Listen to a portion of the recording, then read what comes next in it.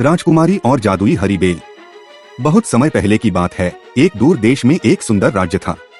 वहाँ की पहाड़ियाँ चांदी की तरह चमकती थीं और नदियाँ कांच जैसी साफ बहती थीं। उसी राज्य में एक प्यारी सी राजकुमारी रहती थी जिसका नाम जायना था। राजकुमारी जायना न केवल सुंदर थी बल्कि बहुत दयालु, बहादुर और जिज्ञासु भी थी।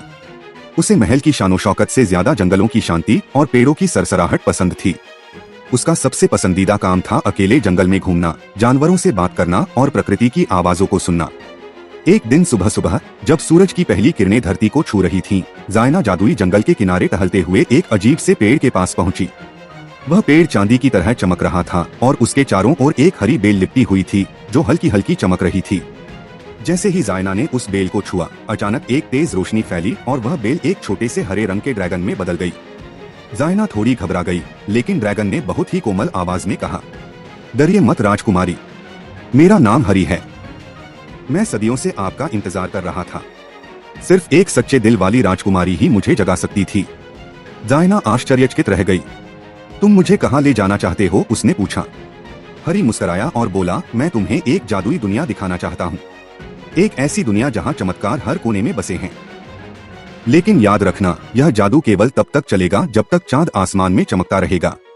जायना ने बिना देर किए हरी की पीठ पर सवारी की और दोनों उड़ चले। उन्होंने चमकती हुई झीलों के ऊपर उड़ान भरी, गाते हुए फूलों के साथ नृत्य किया और हंसते हुए तारों से बात की। उन्होंने ऐसे जंगल देखे जहाँ पेड़ कहानियां सुनाते थे और नदियां मीठे गीत गाती थीं। हर पल जायना के लिए एक नया चमत्कार था।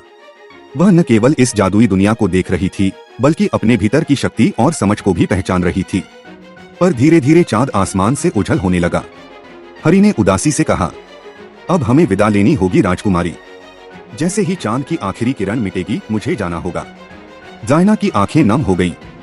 मैं तुम्हें कभी नहीं भूलूंगी हरी। तुमने मुझे दिखाया कि असली जादू विश्वास और दिल में होता है। हरी ने मुस्कुराते हुए कहा, जादू तो हमेशा तुम्हारे भीतर ही था। इतना कहकर वह धीरे धीरे हवा में गायब हो गया। सुबह जब जायना जागी तो उसे लगा जैसे वह सब एक सपना था। लेकिन जैसे ही उसने तकिए के पास देखा, वहाँ एक छोटा सा हरा चमकता हुआ पत्ता रखा था, उसी जादुई बेल का पत्ता। वह मुस्कुराई। अब उसे यकीन हो गया था कि जादू सच में होता है, बस विश्वास होना चाहिए।